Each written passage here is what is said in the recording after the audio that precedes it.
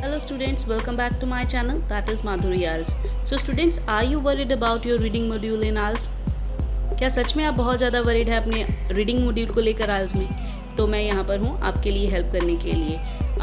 मुझे पता है स्टूडेंट्स, आप बहुत ज़्यादा हार्ड वर्क करते हैं स्पेशली रीडिंग मॉड्यूल में अपने टारगेट को अचीव करने के लिए, बट जब आप नहीं कर पाते तो उसका एक ही रीज़न है कि आपको वोकेबलरी नहीं पता। अगर आपके पास अच्छी हाई वोकेबलरी है तो डेफिनेटली आप अपने टारगेट को अचीव कर सकते हैं। स्टूडेंट्स, वीडियो स्टार्ट करने से पहले मैं आपको बता दूं कि अगर आपको मेरे एफर्ट्स अच्छे लग रहे हैं तो प्लीज़ मेरी वीडियो को लाइक कीजिए, और अगर आप चैनल पर नए हैं, मेरी वीडियो को पहली बार देख रहे हैं तो प्लीज़ मेरे चैनल को सब्सक्राइब भी कीजिए ताकि आपको आगे की आने वाली वीडियोस अच्छे से दिख सकें। और yes, please don't forget to press the bell icon ताकि आपको टाइम पर इसकी नोटिफिकेशन मिल सके। तो चलिए स्टूडेंट्स, अब वीडियो को ज़्यादा लंबा ना करते हुए इसको स्टार्ट करते हैं। Let's get started. तो हमारा सबसे पहले फर्स्ट वर्ड जो है, जो हाई वोकेबलरी है और आपकी रीडिंग में आता है, दैट इज एक्सोडस। एक्सोडस, इसका मीनिंग होता है प्रस्थान, प्लायन या प्रस्थान करना। इंग्लिश में इसका मीनिंग है a circumstance when a huge number of people leave a particular place. जब कोई ज़्यादा संख्या में लोग दूसरी जगह में माइग्रेट करते हैं या मूव होते हैं तो उसको हम एक्सोडस कहते हैं। इसके सिनोनिम्स हैं evacuation, immigration, departure, exit, immigration, flight, emigration, escape और leaving। चलिए इसके इंटोनिम्स भी देख लेते हैं। entry, arrival, entrance, coming, landing, arrive, introduction और occurrence। स्टूडेंट्स, अब इसका एग्जाम्पल भी देख लेते हैं ताकि आपको अच्छे से ये वर्ड अच्छे से समझ आ जाए। Villages are dying because of the exodus of people to the cities. I hope student आपको ये वर्ड अच्छे से पता चल गया है। Let's move to the next word now. The next word is indigenous. इसका हिंदी में मीनिंग होता है स्वदेशी, स्वदेश में उत्पन्न या मूल निवासी, देसी बंदा। सो इंग्लिश में इसका मीनिंग है occurring, living or existing naturally in a particular place. Let's learn its synonyms now. Local, domestic, innate, native, inherent, private, ethnic, homegrown, vernacular. चलिए स्टूडेंट्स, अब इसके इंटोनिम्स भी देख लेते हैं। That is strange, non-native, foreign, exotic, alien, external, foreigner। चलिए student, अब इसका जो है वो एग्जाम्पल, एक सेंटेंस भी देख लेते हैं। Nowadays people of the villages are fleeing to cities in search of employment. Students, you got this word and let's move to the another word now. Third one is leap. Hindi में meaning होता है छलांग, उछलना या फिर छलांग मारना, और English में मीनिंग है a sudden increase and spring और jump up in the air quickly.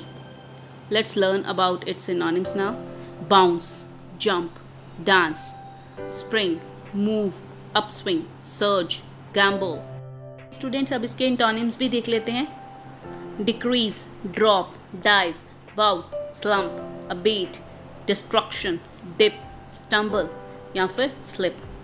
Let's learn about its example now. Enjoyed while watching the stunts in the movie where the actor was leaping from the buildings। I hope students आपको ये words अच्छे से पता चल रहे हैं। अगर आपको नहीं अच्छे से पता चल रहे तो प्लीज़ मुझे कमेंट बॉक्स में बताइए, मैं ज़रूर आपकी हेल्प करूँगी, आपकी प्रॉब्लम को सॉर्ट इट आउट करूँगी। Let's move to the next word now. The fourth word is norm. इसका हिंदी में मीनिंग होता है आदर्श, मानदंड, कसौटी या कोई नियम। इंग्लिश में मीनिंग होता है इसका अ पैटर्न और standard. Let's learn about synonyms now. Rule, pattern, standard, prototype, benchmark, example, major, canon, principle या फिर guideline। Let's learn about this antonyms now. Abnormality, exception, anomaly, exception, oddity, estimate या फिर guess। Let's learn about its example now. Norm of the company for the employee is stringent. I hope students you got my point, you got my word. If you didn't get that, please let me know in the comment box. Let's learn the next word now. The next word is epitome.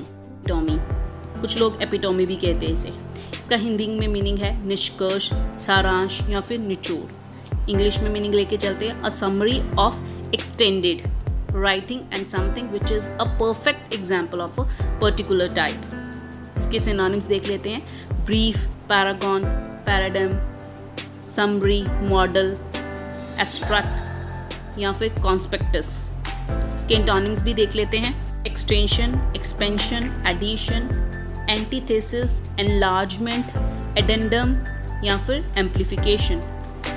चलिए अब एक नज़र जो है इसके example पर भी मार लेते हैं। The epitome of that article was beyond imagination for the readers. Let's learn the next word now, that is rhetoric. इसका हिंदी में मीनिंग होता है व्याख्यान विद्या या फिर भाषण कला। इंग्लिश में इसका मीनिंग है the art of effective speaking which is often considered as insincere. इसके सिनोनिम्स भी देख लेते हैं। Verbosity, oral skills, oratory, bombast, discourse या फिर एक्सप्रेसिवनेस। इसके एंटोनिम्स होते हैं क्वाइट, साइलेंस, प्रिमिटिविटी, फम्बलिंग या फिर shyness. Let's learn about its example now. Indian politicians are known for their, जैसे कि स्टूडेंट्स आप जानते हैं कि हमारे इंडियन पॉलिटिशियंस जो हैं वो बहुत ज़्यादा भाषण कला में निपुण हैं, बहुत ज़्यादा जाने जाते हैं। तो इसके ऊपर ये वर्ड है रिटोरिक। अगली बार आपको रीडिंग में आए तो याद रखिएगा कि इसका मतलब ये होता है। Let's move to the next word now. The next word is snatch. इसका हिंदी में मीनिंग होता है छीनना या बलपूर्वक ग्रहण करना। इंग्लिश मीनिंग होता है इसका forcefully seize something in a rude manner, किसी से कोई चीज़ खींचना या छीनना। इसके सिनोनिम्स होते हैं catch, grasp, grab, seize, abduct, scrap, swipe, capture, jerk या फिर ग्रैपल। चलिए इसके एंटोनिम्स भी देख लेते हैं। Release, give, liberation, exemption, free, let go या फिर रिलीफ। चलिए अब एक इसका एग्जाम्पल भी देख लेते हैं। Police have caught some goons who were snatching money from the shopkeepers at the market. Police ने कुछ ऐसे गुंडों को पकड़ा जो कि मनी छीन रहे थे शॉपकीपर से मार्केट में। If you got this word students, let's move to the next word now. The next word is emulate. The meaning of emulate is अनुकरण करना या फिर बराबरी करना। इंग्लिश में इसका मीनिंग होता है imitate, to copy someone. इसके सिनोनिम्स हैं follow, copy, mimic, echo, imitate, parrot, simulate या फिर parallel. Let's learn about its antonyms now. Ignore, neglect, condemn, disregarded, overlook, divest या फिर रिप्रोच। चलिए इसका एक एग्जाम्पल भी देख लेते हैं। We should always emulate successful person to get success. I hope you got this word. Let's move to the next word now. Next word is carnage.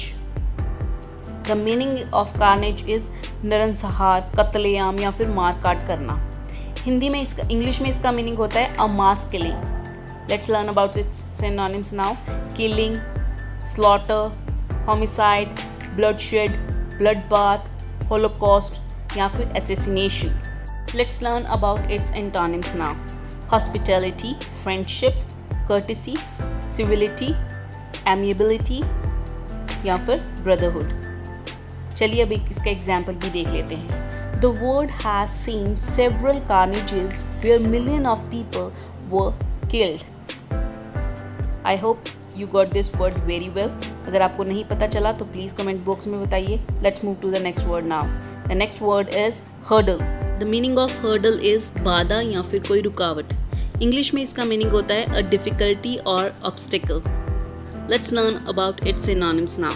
Hindrance, impediment, obstacle, barrier, bound, bar, blockade, handicap या फिर block. Let's learn about its antonyms now. Aid, help, assistance, advantage, ease, cooperate, encourage या फिर promote. चलिए अब इसके example को भी देख लेते हैं। We face a lot of hurdles in life, but we should face them courageously. कि हम अपनी लाइफ में बहुत ज़्यादा बाधाएं, रुकावट देखते हैं, बट हम साहस के साथ उसको हमें उस साहस के साथ उसको फेस करना चाहिए।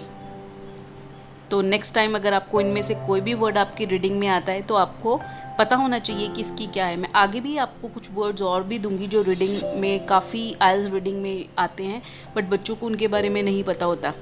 तो आई होप आपके लिए ये वीडियो जो वो हेल्पफुल है। Thank you very much, thanks for watching and yes, अगर आप नए हैं तो सब्सक्राइब कर दीजिए और प्लीज़ मेरे मोटिवेशन के लिए वीडियो को लाइक ज़रूर कीजिए। Thank you very much and have a good day. Thank you.